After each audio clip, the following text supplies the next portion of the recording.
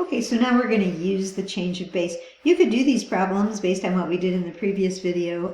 So if you want to stop and see if you can do it on your own, that's fine. If not, you can follow along.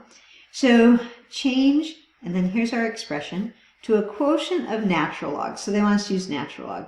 So I always think of it like, okay, you have log base 5 of 3.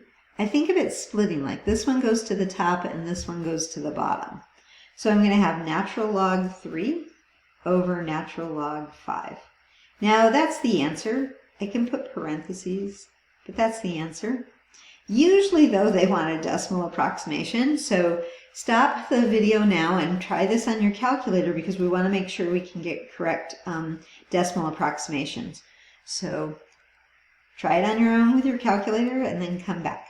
Okay, now you're back, and when I put it in my calculator, I get 0.6826. So they didn't want that as part of the answer. They just wanted this. But a lot of times we want a decimal approximation. Okay, so now here's one that says evaluate log base 2 of 10 using the change of base formula with the calculator.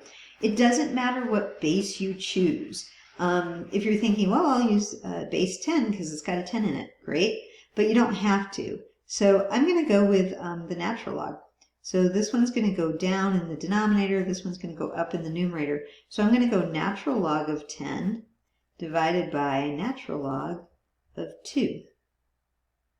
And what do I get for a decimal approximation? Well, let me see. So natural log 10 divided by natural log 2.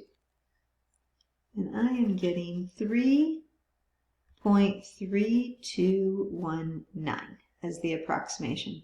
Now, if you're thinking, deeply and you're like, hey, wait a minute, that's a 10. Why didn't I use common log? You could go log of 10 over log of 2. Now, remember, you're keeping them both common logs. But the thing about that is the numerator here, when you have the base and the argument the same, that's just 1.